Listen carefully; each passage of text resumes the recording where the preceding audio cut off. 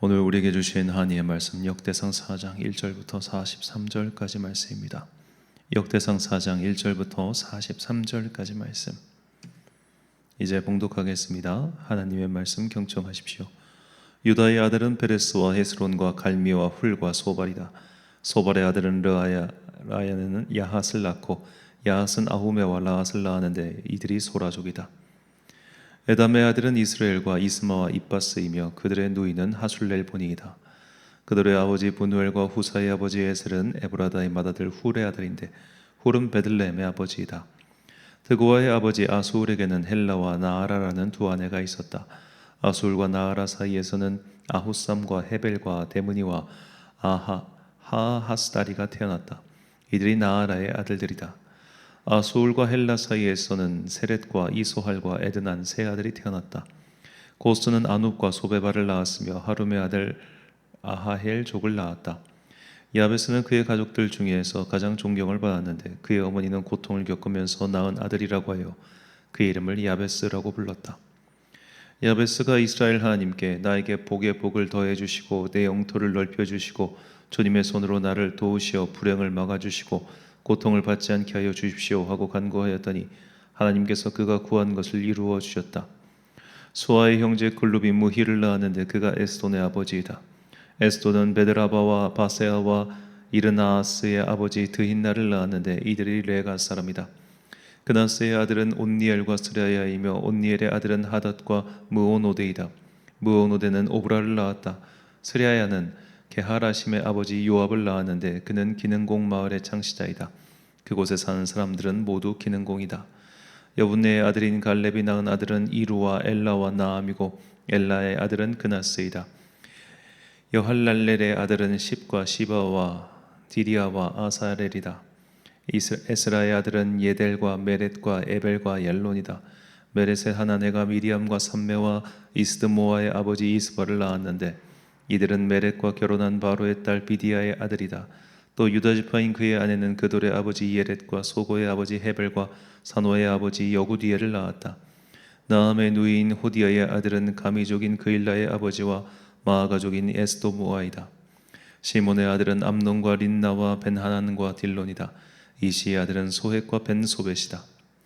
유다의 아들 셀라의 자손은 레가의 아버지 에르와 마레사의 아버지 라다와와 벳 아스베아에서 고운배를 짜는 가문과 모압과 야수비 네헴을 다스리던 요김과 고세바 사람들과 요아스와 사랍인데 이 사실들은 옛 기록에 있다. 이들은 옹기 굽는 사람들로서 왕을 섬기면서 느다임과 그데라에서 살았다. 시므온의 아들은 느무엘과 야민과 야립과 세레와 사울이다. 사울의 아들은 살룸이고 그 아들은 밉삼이고 그 아들은 미스바이다. 미스마의 아들은 함무엘이고 그 아들은 삭굴이고 그 아들은 시므이다. 시므이에게는 아들 16과 딸 6이 있었으나 그의 형제들에게는 아들이 많지 않았으므로 그들이 온 일족은 유다 자손만큼 퍼지지 못하였다. 시므온 자손은 부엘세바와 몰라다와 하살수알과 빌하와 에셈과 돌랏과 부두엘과 호르마와 시글락과 벤말가봇과 하살수심과 벳비리와 사하라임에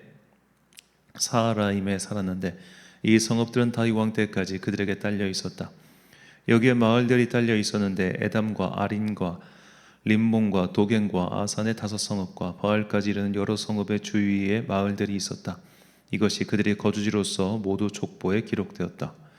또 메소밥과 야물렉과 아마자의 아들 요사와 요엘과 예후가 있는데 예후는 요시비아의 아들이요 스라야의 손자요 아시엘의 증손이다. 그리고 엘료에네와 야고바와 여소하야와 아사야와 아디엘과 여시미엘과 분하야와 시사가 있는데 시사는 시비의 아들이요 알론의 손자요 여다야의 증손자요 시므리의 현손이요 스마야의 오대손이다. 이 명단에 오른 사람은 그 일족의 지도자들이다. 그들의 가문은 많이 불어나서 퍼졌으므로 그들은 그들의 양을 칠 목장을 찾아서 그돌 어귀에 있는 골짜기의 동쪽에까지 이르렀다. 거기에서 기름진 좋은 목장을 발견하였는데 이 땅은 사방이 넓고 조용하고 평화스러우며 전에 함족이 살던 곳이었다. 이 명단에 기록된 사람들이 유다왕 히스기야 시대에 이르러 와서 함족의 천막들과 거기에 있는 무누임족을 쳐부수어 그들을 전멸시키고 그들 대신 오늘까지 거기에 살고 있는데 거기에 양을 칠 목장이 있기 때문이다. 시므온 자손 가운데서 500명이 이시의 아들인 블라데와 느아랴와 르바야와 우시엘을 두령으로 삼고 세일산으로 가서 피하여 살아남은 아말렉 사람을 쳐부수고 오늘까지 거기에서 살고 있다. 아멘. 살아있으나 죽은 자들이란 제목으로 하나님의 말씀 선포하겠습니다. 역대상 8장까지는 오늘처럼 저도 참 읽기 힘든 이 족보와 사람들 명단이 나옵니다. 이게 딱 보시면 아시겠지만 이름이 성경에 우리가 익숙한 이름들은 사실 어떻게 보면 히브리 문화권의 이름들은 발음하기가 좀 익숙해요. 그런데 이게 포로기를 거치면서 어떤 언어권이 들어오냐면 메소포타미아의 언어들이 들어옵니다. 그러니까 이 이름을 읽다 보면 확실히 포로기 이후의 이름들은 발음하기가 더 어려워요. 좀 다릅니다, 언어 계통이. 그리고 이게 또 아람 계통의 언어가 들어오기도 하고 이렇게 여러 가지 언어가 짬뽕되면서 이 포로기 이후의 언어들은 특히 이름을 통해서는 우리가 이게 언어가 이렇게 변했구나라는 걸 좀 알 수 있어요. 발음하다 보면 이게 딱 그렇습니다. 이게 확실히 히브리식 이름들은 좀 그래도 발음이 쉽게 되는데 이거 어려워. 8장까지 좀 다소 지루한 이 족지파별 명단이 쭉 나오는데요. 이제 유다 지파가 다 끝났고 오늘 본문 후반절에 이제 시므온 지파에 대해서 족보가 나옵니다. 자, 우리가 알다시피 이제 북이스라엘이 멸망하면서 북이스라엘에 있었던 이스라엘 10개 지파는 역사 속으로 사라졌습니다. 그리고 유다의 멸망과 함께 더 이상 그 약속의 땅 가나안 땅 그 지역에는 이스라엘 민족이 남아있지 않은 것처럼 보였죠. 남아있는 사람들은 1절에도 말씀드렸지만 글도 모르고 문명을 남길 수도 없고 조직화할 수도 없는 가장 비천한 사람들만 남아있었습니다. 그렇게 이스라엘 12지파는 다 사라진 것처럼 보이는데 포로기가 지나서 이 역대상하의 저자가 이 책을 기록할 당시에도 오늘 본문을 보니까 시므온 지파의 사람들이 남아 있었다고 나옵니다. 본문 41절부터 43절까지 말씀. 이 명단에 기록된 사람들이 유다 왕 히스기야 때에 가서 그들의 장막을 쳐서 무찌르고 거기에 있는 모우님 사람을 쳐서 진멸하고 대신하여 오늘까지 거기에 살고 있으니 이는 그들의 양떼를 먹일 목장이 거기에 있음이며 또 시므온 자손 중에 500명이 이시의 아들 블라데와 느아랴와 르바야와 루시엘을 두목으로 삼고 세일산으로 가서 피신하여 살아남은 아말렉 사람을 치고 오늘까지 거기에 거주하고 있더라. 자, 오늘까지 거기에 거주하고 있더라. 41절과 43절 말씀 보면 이 시므온 지파 사람들이 바벨론이 쳐들어오고 그리고 나라가 망하는 그런 상황 속에서도 그들만은 살아남아 있었다라는 기록입니다. 자, 그들이 살아남을 수 있었던 이유는 추정컨대 두 가지로 보입니다. 첫 번째로 이 시므온 지파의 땅, 나중에 이제 지파별로 땅 할당 받은 그 내용을 보면 시므온 지파는 이스라엘 땅 최남단입니다. 브엘세바 땅이 그들의 지역이었고 최남단 지역이었고 유다 광야에 속해 있는 땅이었어요.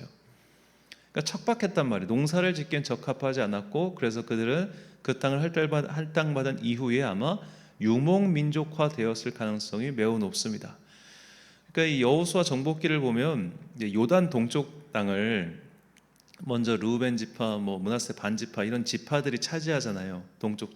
근데 그들이 왜 차지했던 명분이 뭐였냐면 우리는 지금 유목을 많이 하는데 양과 소가 너무 많아서 얘들 데리고 요단강 건너가면 다 죽습니다. 그냥 우린 요단 동쪽에 이 땅만 차지하고 대신 군인들, 남자들은 먼저 가서 함께 점령 전쟁 치르겠습니다. 이거 이제 모세가 승인해주고 해가지고 그들은 그 동쪽에 머물러 살았잖아요. 그러니까 그때부터 일찍 이제 유목민처럼 살았던 지파들이 있었는데 그 반면에 시므온 지파는 그런 지파가 아니었다가 정복기 이후에 농사짓기가 적합하지 않으니까 유목민 쪽으로 눈을 돌렸을 것 같아요. 그렇게 해서 그들은 약속받은 땅에 머물러 있지 않고 생존을 위해서 여기저기 좋은 목초지를 찾아다니게 된 겁니다. 그러다 보니까 에돔 지파가 머무르고 있었던 세일산이라든지 혹은 함족이 머물렀던 땅이라든지 그들의 생존을 위해서 그런 데 가서 또 점령하고 살고 이렇게 했던 것이죠. 자, 시므온 지파는 생존을 위한 길을 택했고 그리고 그들은 생존했습니다. 그런데도 우리가 주목해야 할 것은 역대상하 오늘 본문 이후의 이야기입니다.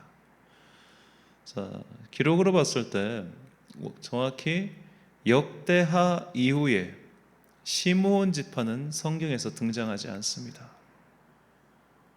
그러니까 시므온 지파는 사실 성경 전체 역사에서, 이스라엘의 역사에서, 특히 사사기라든지 혹은 그 이후의 왕정기라든지 이런 시대에 단 한 번도 두각을 드러낸 적이 없습니다. 그들의 기록은 이후에는 완전히 사라지고 말아요. 왜 그랬을까요? 오늘 본문 기록에 보면 이제 힌트가 하나 있는데, 그들이 다윗 왕 때까지는 지파의 할당받은 땅에 살고 있었어요. 그 말인즉슨 다윗 왕 이후에는 더 이상 그 땅에 연연하지 않고 우리가 생존할 수만 있다면 어디든 가서 살 수 있다, 그렇게 움직였던 것 같아요. 그들은 생존을 위한 길을 택했어요. 그리고 생존을 위해 이주 다녔습니다. 그 결과 수백 년의 세월이 흘러서 그들은 완전히 이방 민족과 동화된 겁니다. 그리고 그들은 사라졌죠.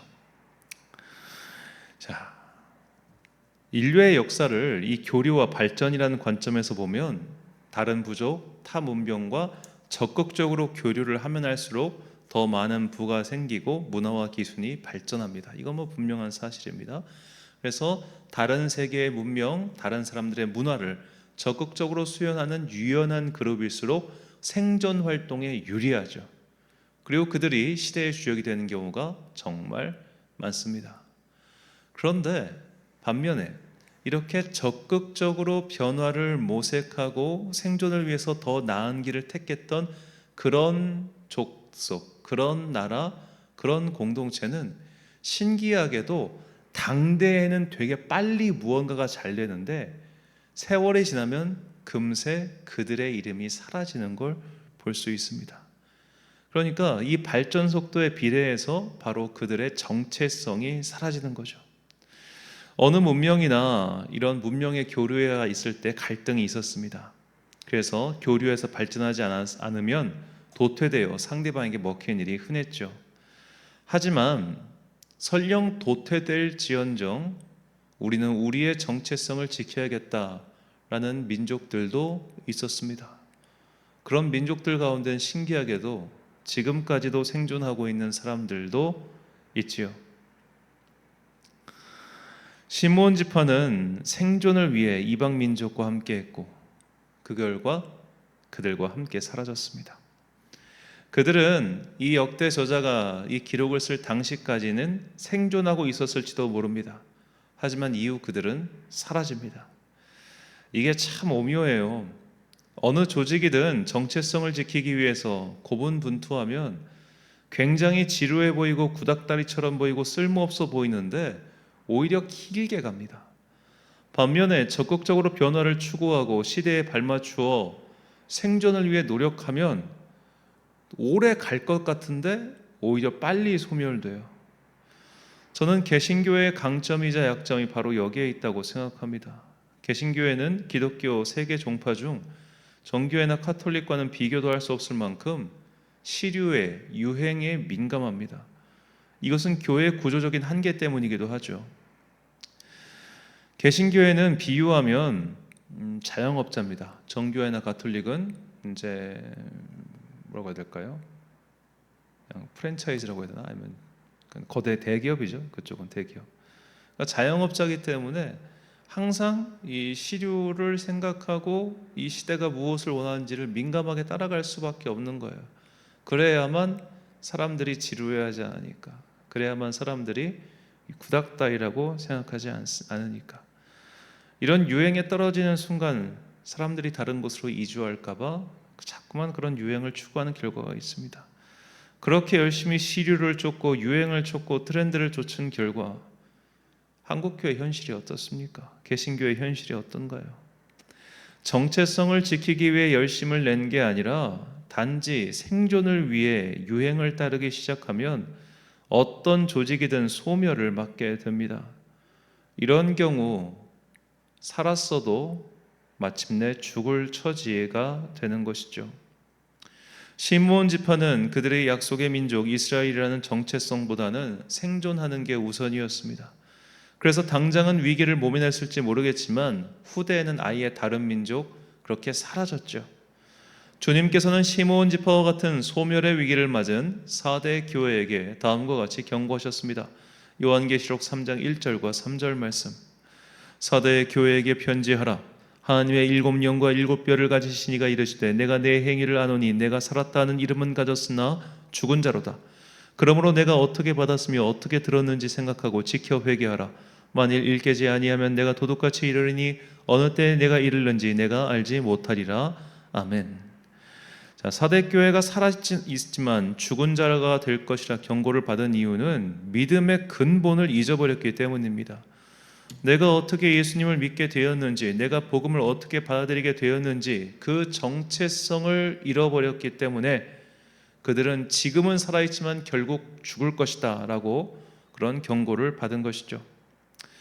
우리의 신앙생활도 마찬가지입니다.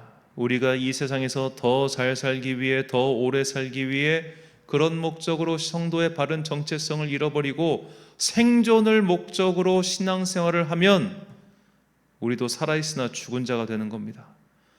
우리는 다시 오실 예수님을 기다리며 그 기다림의 시간 동안 하나님 나라를 예비받은 영생의 자녀로서 살아야 됩니다. 즉 세상 성공이 아니라 천국을 바라보며 살아야 하는 그 분명한 정체성을 가진 사람들입니다. 그런데 우리가 이런 정체성, 하늘나라 자녀의 정체성을 잃어버리고 세상 사람들처럼 살면 어떻게 되겠습니까? 세상의 눈으로 볼 때 그는 살았네 라고 말할지 모르겠지만 하나님께서 보시기에 그는 영영 죽을 지옥에 들어갈 불쌍한 죄인에 불과합니다. 한번 구원의 영생을 맛보고도 돌이킨 자는 구원받을 수 없다는 우리 히브리서 기자의 말을 우리가 꼭 유념해야 할 필요가 여기에 있는 것이죠. 교회도 마찬가지입니다. 모든 교회의 1차 과제는 생존이 아닙니다. 우리 교회가 자손 만대에 걸쳐 존재하는 것이 교회의 목표가 될 수 없습니다. 교회는 하나님 나라를 선포하는 도구에 불과합니다. 도구의 목적은 사용하는 데 있지 이 도구 잘 보존해가지고 대대손손 물려주는 데 있지 않잖아요. 도구는 잘 쓰고 망가지면 버리는 겁니다. 마찬가지로 교회도 이 시대를 향한 교회들의 사명이 있을 겁니다. 그 사명 다하고 망했다 박수 쳐주는 거예요.